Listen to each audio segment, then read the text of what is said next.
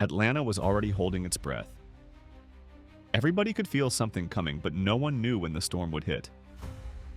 The tension had been simmering for weeks, whispers slipping through salons and studios, little side-eyes caught in the background of lives that looked too polished to be peaceful.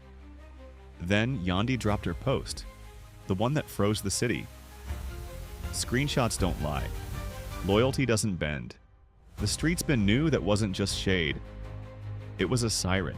Every blog, every podcast, every gossip page went into overdrive. In Atlanta, a caption like that isn't a message. It's a declaration of war. What made it worse was the silence that came after. Yandi didn't tag anybody, didn't delete comments, didn't clarify. She just let the internet do what it does best: assume, connect, explode. Within minutes, people started dissecting every word like it was scripture. Loyalty, screenshots, warning. The fan detectives started linking old videos, piecing together every awkward smile, every clip of Rashida pretending not to hear a question, every accidental like. The quiet feud had gone nuclear, and everyone wanted to know who broke the code first. For weeks, folks had been picking up on little things. Rashida posting playlists with songs about fake friends. Yandi skipping a collab announcement she was supposed to tag her in. Even Jasmine's name popping up in comments had people side-eyeing the situation. The energy didn't lie. The friendship had cracked. But it wasn't until that cryptic caption that everyone realized this wasn't just a misunderstanding.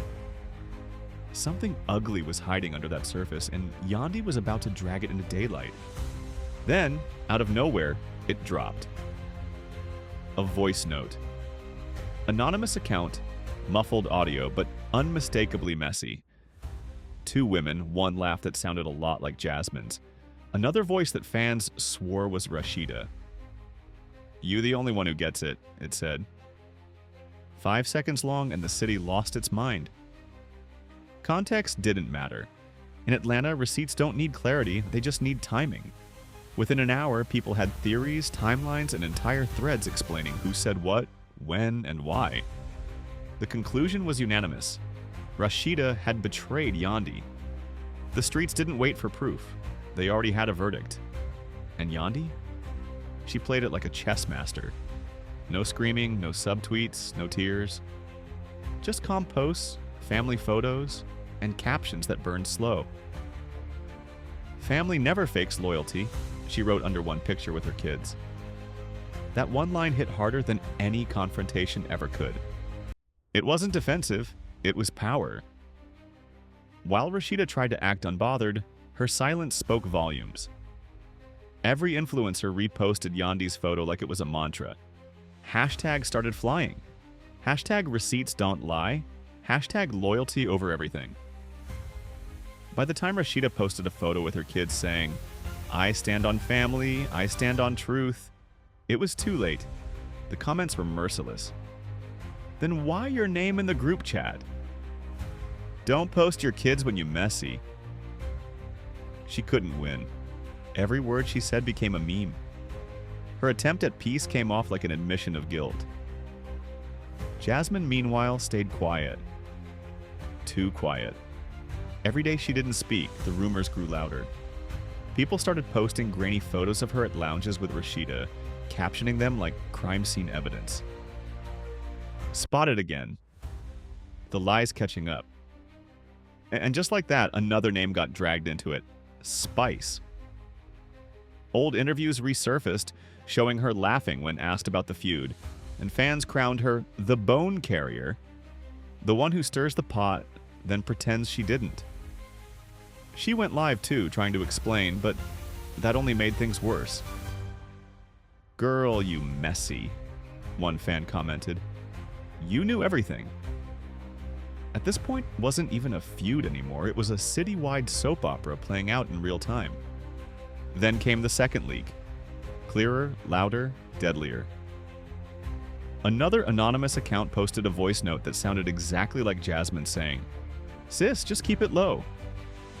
They gonna believe what they want anyway." Another voice, supposedly Rashida's, replied, "Yeah, you right." "I'm tired of pretending for cameras," that one line detonated the internet. Pretending for cameras? So the whole friendship was fake? Within minutes, fans were flooding Rashida's page. Pretending about what? You been lying this whole time? The drama went from betrayal to full-on reality TV meets true crime. Yandi didn't say a word. She didn't have to. Every post she made, her kids, her business meetings, her motivational quotes, all hit differently now. Loyalty is free, but some people can't afford it, she wrote once. That single caption turned into a viral trend. People made TikToks quoting it. Influencers reposted it. Memes popped up everywhere with her picture and the words, "Loyalty Queen." Yandi had flipped the script. She didn't just survive the feud. She turned it into a masterclass in digital dominance. Meanwhile, Rashida's world was unraveling. Her brand deals went quiet. Her name started trending for the wrong reasons. Her marriage, already scarred by old scandals, got dragged back into the spotlight. Fans called Kirk out again, posting old clips of him apologizing on TV. "Energy don't lie," he wrote on his page, trying to stay relevant. But the internet clapped back instantly. You of all people talking about loyalty? They roasted him so hard that his comment section had to be limited. Then, when everyone thought the drama had peaked, Yandi decided to end it her way. She posted a story that said, "If they thought the first was bad, wait for the finale." That was it. No photo, no tag, no clue. And the city went insane. Blogs started countdowns. Podcasts teased emergency episodes. Fans stayed up refreshing her page like it was a season finale. The anticipation alone was chaos. Finally, she dropped it. Not a rant, not a live, just a carousel. The first photo, Yandi smiling with her kids. The second, her at a meeting, calm, composed, booked, and busy. The third, the unblurred screenshot. This time, the chat was crystal clear. Jasmine: "Sis, people pressed about us." Rashida: "Let them choke." Girl, Yandi always playing victim. It's all for cameras. Jasmine: "Exactly. She's so fake loyal, I don't know how people don't see it." 3 messages. That's all it took to burn the internet down. The timestamps matched perfectly. The context was undeniable. Even if someone wanted to twist it, there was nothing left to twist. Within minutes, the feeds exploded.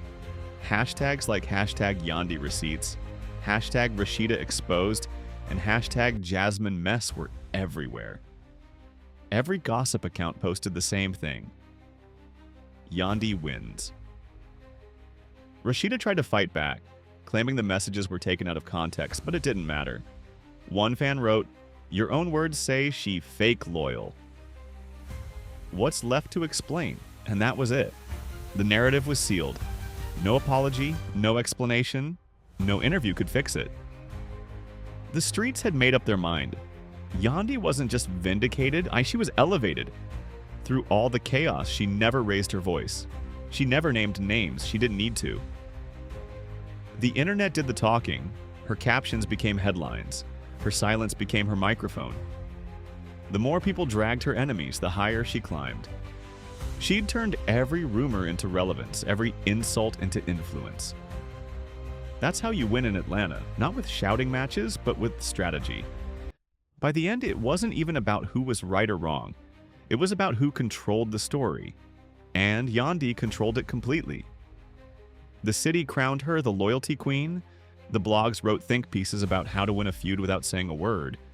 And everyone else, Rashida, Jasmine, even Spice, faded into the background noise of scandal fatigue.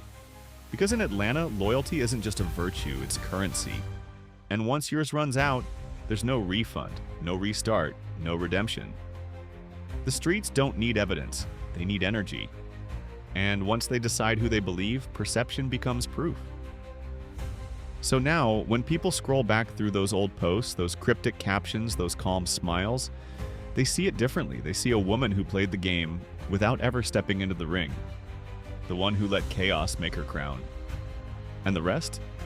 Just players who forgot that in Atlanta, you don't win by being loud. You win by being undeniable.